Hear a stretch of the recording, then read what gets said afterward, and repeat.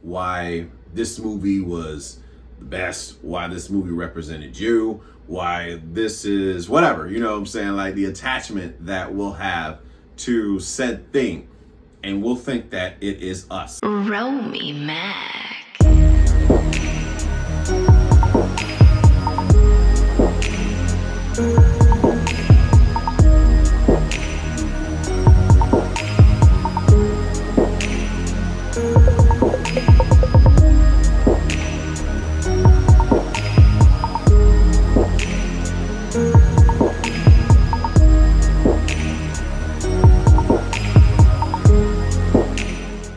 What were you afraid of when you were a little kid? I say loud noises. Loud noises used to, like if it's really quiet, like in a horror movie, then all of a sudden it's just a whole bunch of noise. I remember watching Jurassic Park, and it's the scene where the one cat from Seinfeld steals all the embryos, and he's out there with the Dilophosaurus, and the Dilophosaurus is like all quiet and shit, and you know, the T-Rex is already loud like a motherfucker. So I go to the movie with my dad to see it on base at Lexington and Pax River. This is January of '93, and I'm watching the movie the whole time like this, anticipating some bullshit. For real, I was anticipating like, y'all not about to catch me off guard, you know, so trying to at least, hands all sweaty and shit from doing this, but loud noises. So like the scene, in that scene where Dilophosaurus is, well, he's just kind of getting in his face like this and shit, because you know some shit was about to go down, and he's talking shit to the dinosaur, and then he slips, you know, trying to walk into the truck, and then he comes down, and then the homie rolls up on him again, and then they bring out the I'm in that bitch like this, I'm Stevie Wonder, Helen Keller, whatever you want to call it. I am not trying to hear this shit, because loud noises used to scare the shit out of me. Another thing that used to scare the shit out of me, Tales from the Crypt. The Crypt Keeper. The Crypt Keeper used to freak the fuck out of me. I think it's the music, of course, more likely the music. My cousin, she would torture me, honestly. It's like a little sister torturing an older brother type thing. And I would have to go to my aunt's house, her mom's house. I had to go over there, and we had to go over there about 10:30, 11 o'clock. Guess what time Tales from the Crypt comes on back then on HBO was 11 o'clock. And my cousin would not miss when it came to this chance to scare the fuck out of me. So I go upstairs and I try to wait until the damn theme was done, you know, because I was that scared of a kid, you know, to see that. He just was freaky as shit, and he used to bounce up and be shaking and shit laughing. And it scared the fuck out of me as a kid. another thing that used to frighten me as a kid, that bitch from Snow White and the Seven Dwarfs. Let me tell you, vintage Disney looks demonic as shit. Let's just call it what it is. Watch Fantasia, watch Snow White and the Seven Dwarfs, that crazy bitch that Cinderella had for a stepmother. You know what I'm saying? Like, vintage Disney was real deal. And looking at her when she would turn into the witch, like when she comes up from the ground, and her eyes used to freak me the fuck out when I would see her as a kid. I was like, I don't want to watch this shit. And you know, like, Disney had me in between the pimp and the hard place, because there was this, you can look at it now, Disney had this Thriller thing, right? I was a very big Michael Jackson fan. So they would use a lot of the scary looking scenes, the Halloween worthy scenes from Disney to make, like, to play with Thriller in the background. And who's on the motherfucking thing? It's the witch that she turns into, you know what I'm saying, that gives Snow White the apple. But those eyes used to trip me out, and her grill was fucked up to all be damned. And then the voice was just super creepy to me, very creepy. You know, if you're like an older cousin or parent and you watching this shit, you're probably getting a kick out of this little kid scared of this stupid ass cartoon. But that was me. I was afraid of the witch on Snow White. Like, hands down, she was just a creepy looking bitch. Another thing that I was afraid of was lightning, thunderstorms. Yes, I was terrified of thunderstorms. I thought, I just knew it was going to happen to me. I was going to be the one to get struck by lightning. I'm talking about, we'd be outside playing, thunderstorm moving in Maryland and Salisbury. We outside my grandma's house playing basketball somewhere, and I see thunder moving in. You talk about somebody be hauling ass to the house, man. Boy, I'm talking about hauling ass. I was back to grandma's house. I got to get inside before this lightning storm, takes my life. And that's what I honestly thought. I just knew that I was going to be the one. I thought I was special, that I was going to be the one that gets struck by lightning by standing out damn side. And it was just fearful. And I also, and my mom told me that lightning was also God getting me back for all the bad things I did. So you tell this to a child, I'm freaking the fuck out. Like, I was freaking the fuck out, and that ain't something you want to tell a kid. But that's what happened. And I was scared. I would say I was scared. Probably like leading into high school.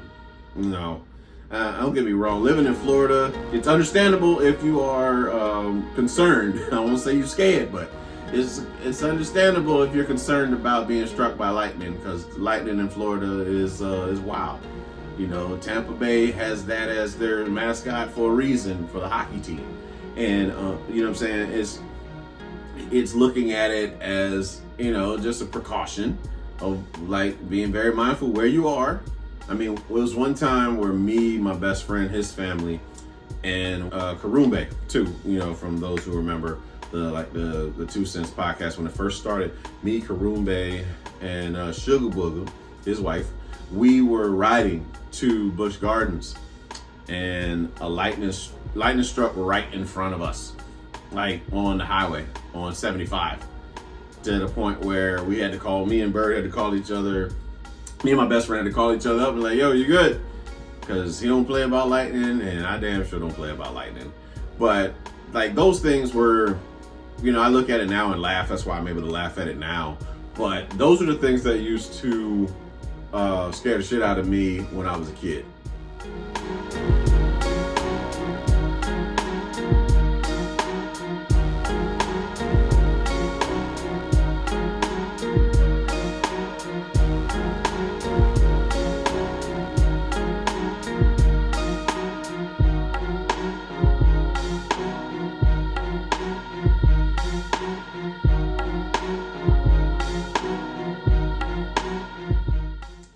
peace or calm in your life, be still.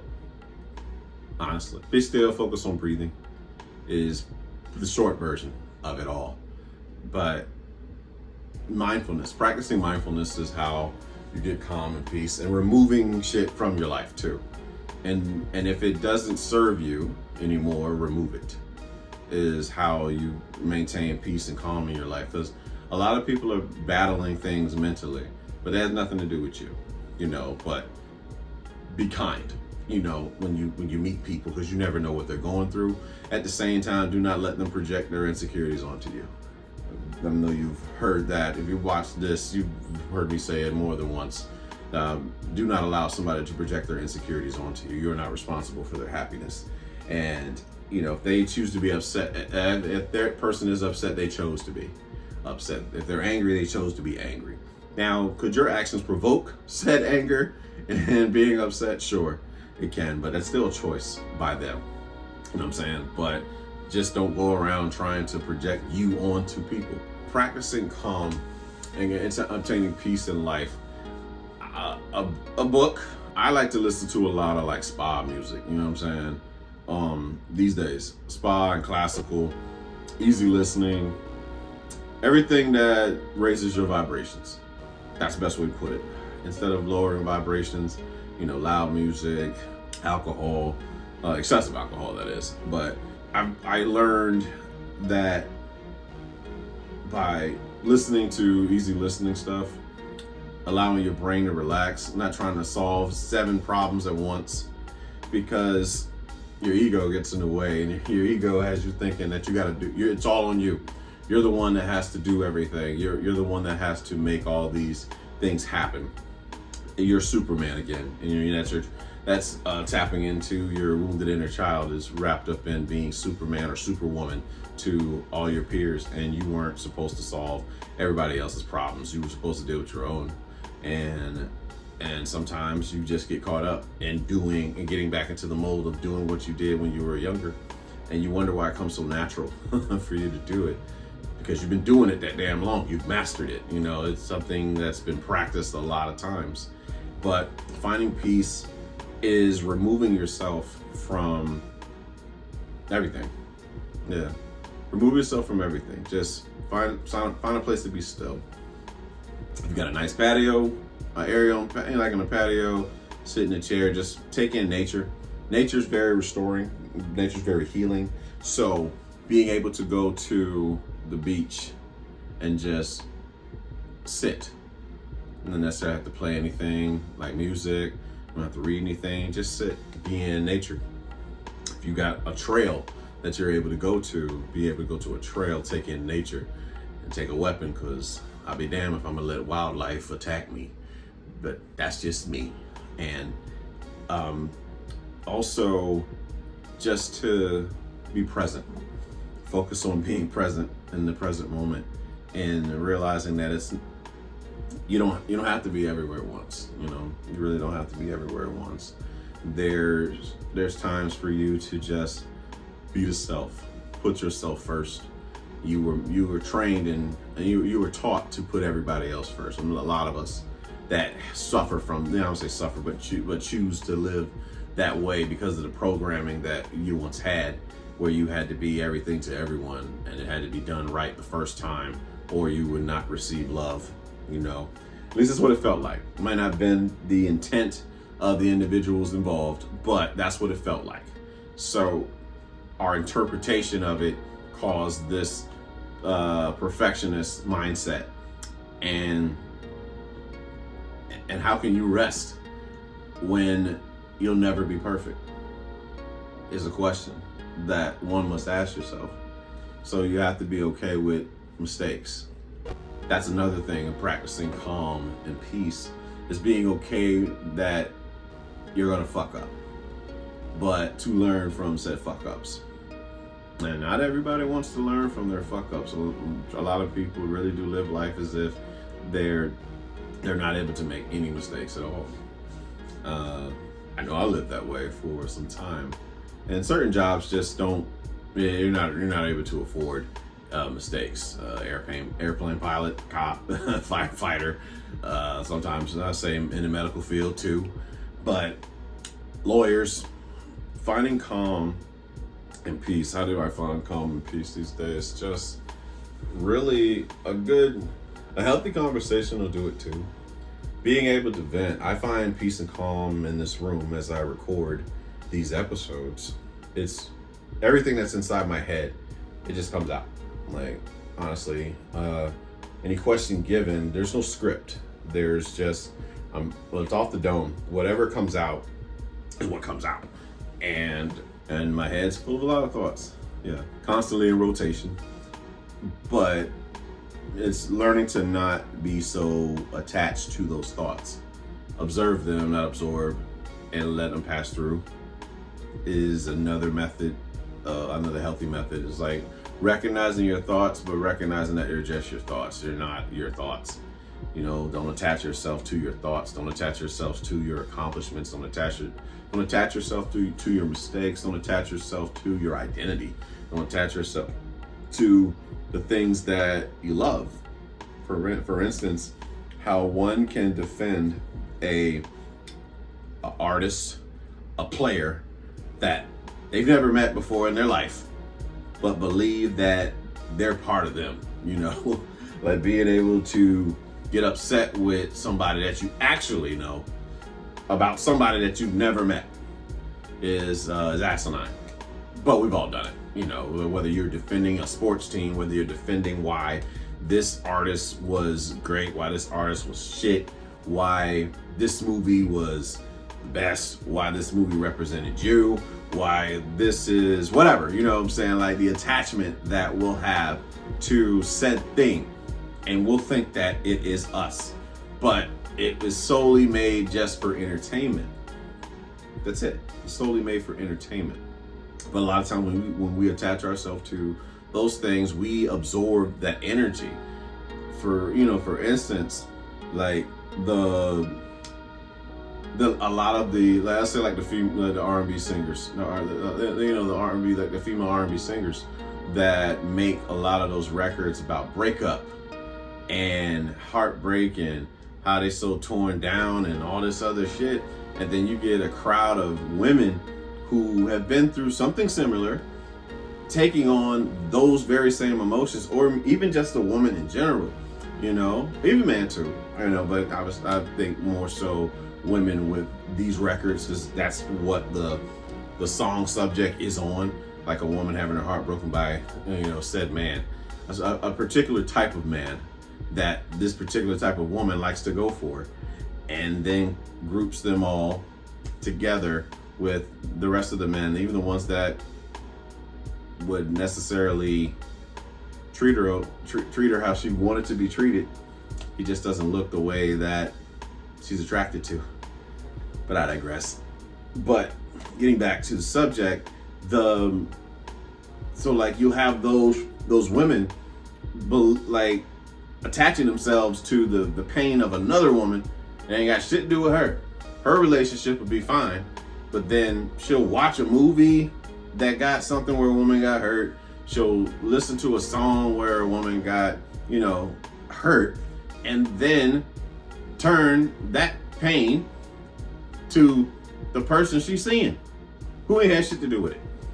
Attachment to identity. You know what I mean? That's more to the story is what we're talking about here. And that's not to pick on women, because men do the shit with sports. All right, let's call it what it is. Like, well, I done seen motherfuckers go to blows over saying some shit about a sports team that they don't play on.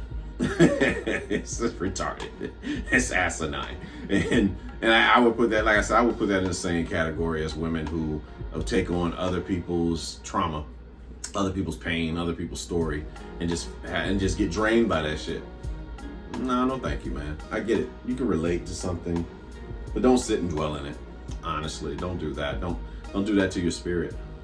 Because we become what we think about. So we're thinking about all the pain. We're thinking about all the breakups. We're thinking about all the, you know what I'm saying, the adultery and whatever you want to call it. That's what's going to manifest into our life. Just my thoughts as I ramble about that. But but the whole concept of how do you find peace and calm in this life? I be still.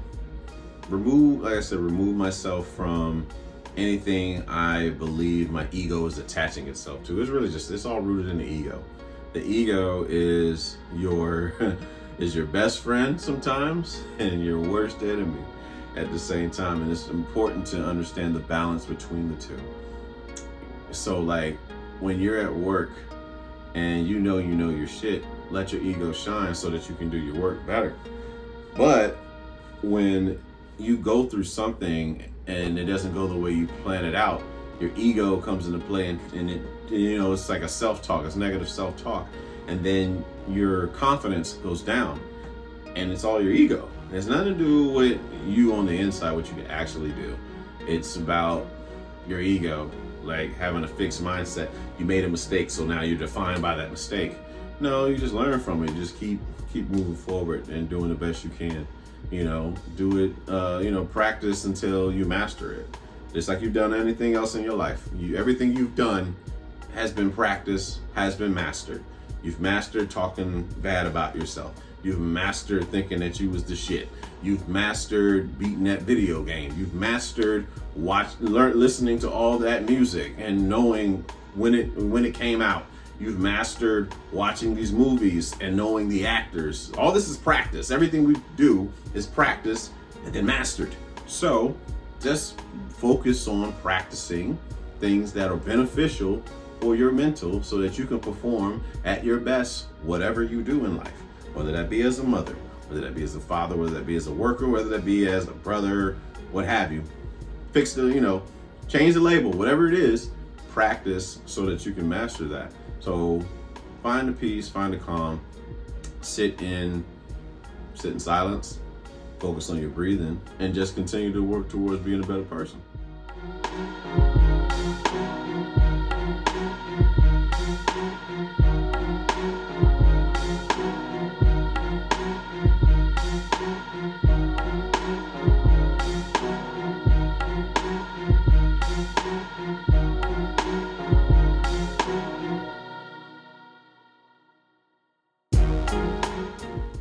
What's the weirdest thing you used to eat as a child? I remember eating grape jelly and bologna sandwiches, not toasted or anything, just grape jelly on bologna, on whole wheat bread, because Mom didn't want no white bread in the damn house. Turkey and ketchup sandwiches, whole wheat bread. I used to make my ramen. We used to make our ramen like how we used to eat yak. Yak was like this Chinese dish that our family used to make all the time. I think they ordered it one time and then they started making their own shit.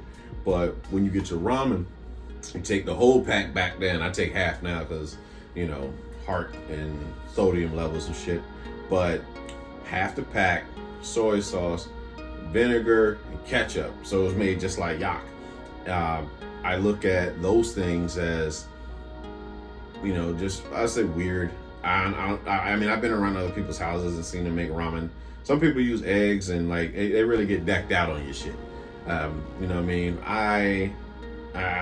keep it simple to that. That's what, you were taught how to eat ramen back then. But if I could say anything that was weird that I used to eat, mainly just that grape jelly and bologna, and then ketchup and turkey, and then ramen with all that other shit in it.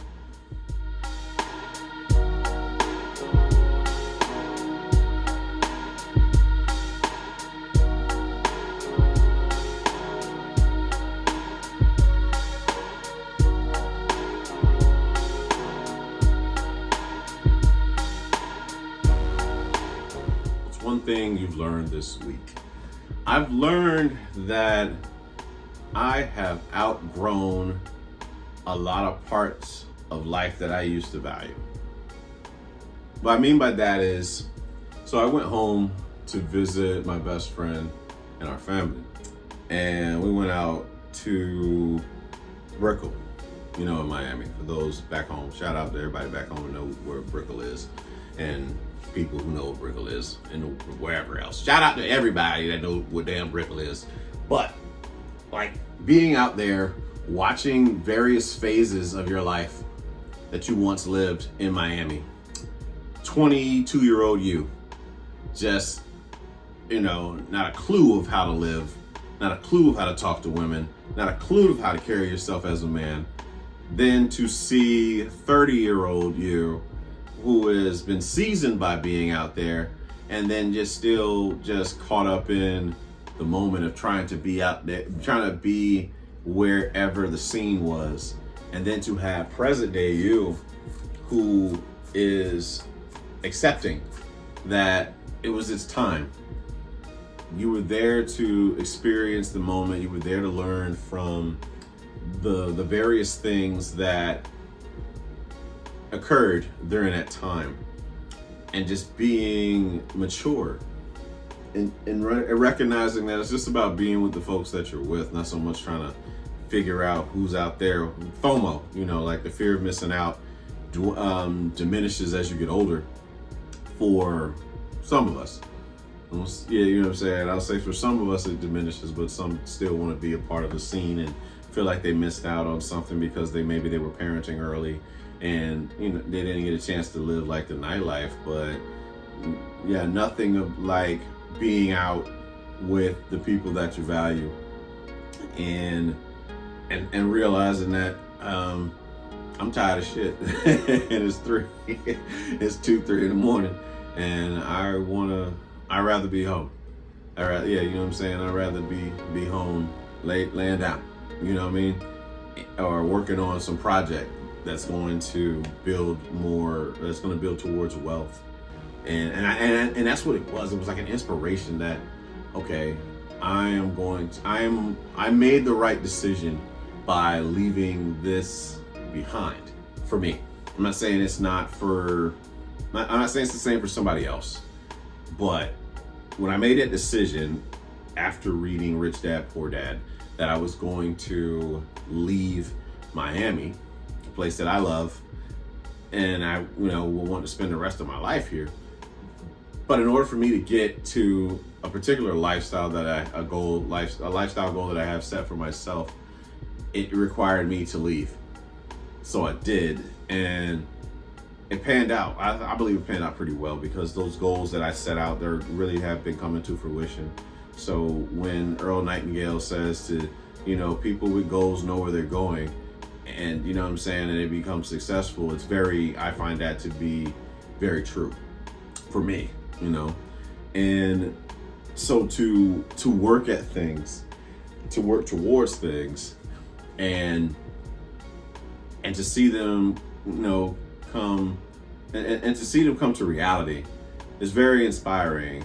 And there are days where you might feel like doing the same thing is not having any progress. And then you talk to people and then they tell you how the work that you've touched on, the work that you've been building has impacted their life and enhanced the people around them too. I believe that's what it's all about. I mean, essentially, that's what one of the things I was wanting to get from starting this whole thing back in Warner Robins, Georgia, when I started the first episode of Astro. Those old episodes, you can find them on the J.E.T.Sense Podcast Central YouTube page, and just see the growth from somebody that first started out just sounded like a pissed off kid, mad at his, family at one point in time, to growing to understand that nothing anyone does is about you, and to forgive as well. Forgive. You won't be, obviously, don't forget, but forgive, but also protect yourself, having healthy boundaries and not allowing certain folks to get what's so close to you. That's, to me, was growth. It was growth for me. And just being out there with, like I said, being out there with the family, it was like, yeah, I enjoy being out here, but it's just not here no more. You know what I'm saying? I don't feel it no more.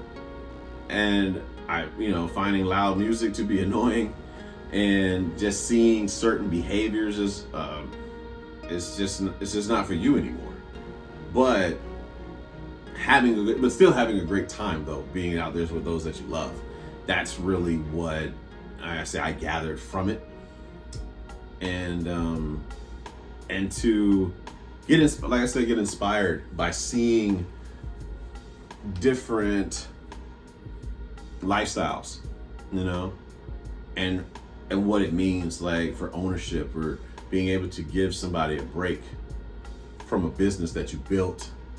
That was kind of like the thing that got me this week. So, I go into the tattoo spot, right? Inkaholics. And the manager, James, me and him always shoot the shit whenever I come into town and get any work done.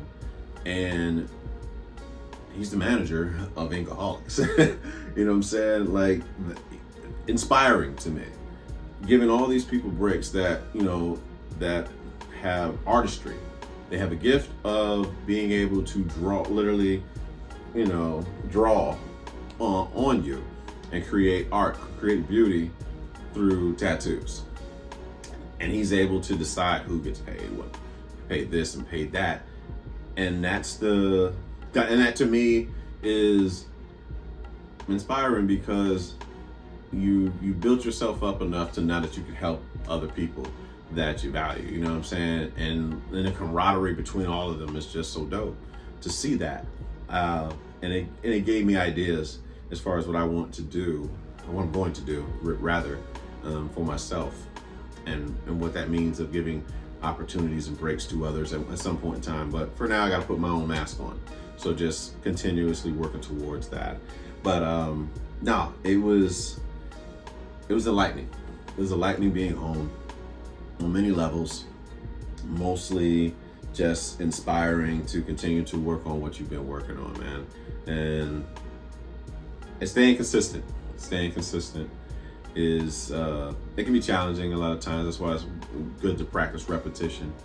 But staying with it, you definitely get results from being consistent towards your rituals and your standards that you want to have for yourself. And constantly learning, being a student every day. You never stop learning something, whether, for 30 minutes, read a book, whether it's learning something new through YouTube, learning something new through a credible source article on the internet, but just learning. Or even just like learning from your peers, people that have gone down paths that you're trying to go down. Learn from them too. Don't be don't think that you know everything, that you're not able to learn. A lot of us tend to do that, especially our kids. Our kids sometimes can swear they know more than we do about certain things that we've already gone, like the path that we've gone down, and vice versa. Sometimes we'll think we'll know more than they do, and they have the access to information that we were not privy to that might assist them.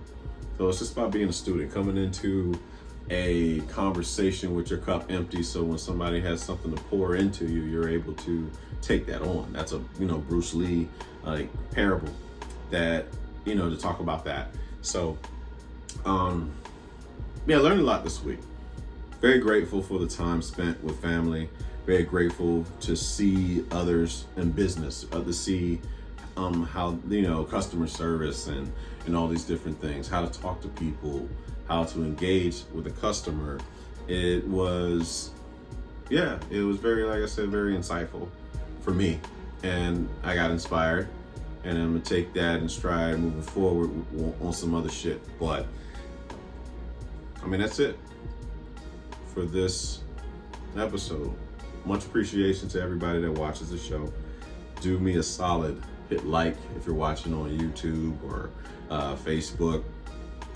Be sure to share on your page if you can. No sweat off my back if you don't. No expectations, no entitlement, no ego. We stand by that. But for everybody watching this episode and made it this far, thank you for watching. But I'm out. Peace. Good night, kids.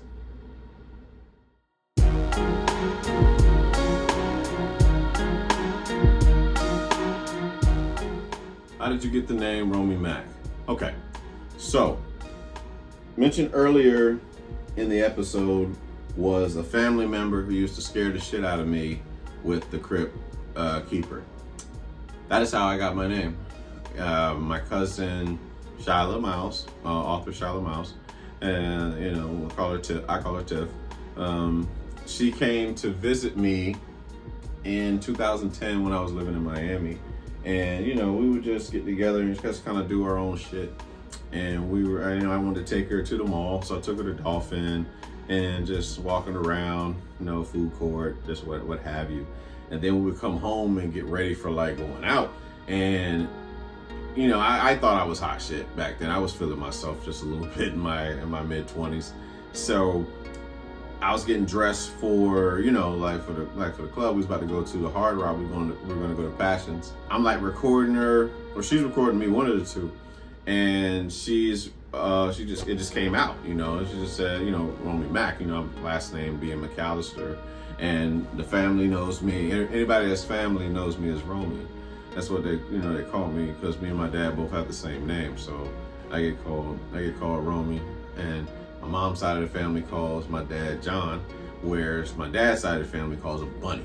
So, I guess I'd be Little Bunny too. It was just, it was very random, but the name just stuck. And it's just one of those things that, how people just say shit and just hold on to it. And I was like, yeah, I kind of dig that shit. So I started to hone in the moniker of Romy Mac, but I got my name from my cousin, my sister. It says really random, but I just liked the way it sounded, and I just kind of stuck with it. So I have Tiff to thank for that. I appreciate you, cuz, but that is how I got the name Romy Mac.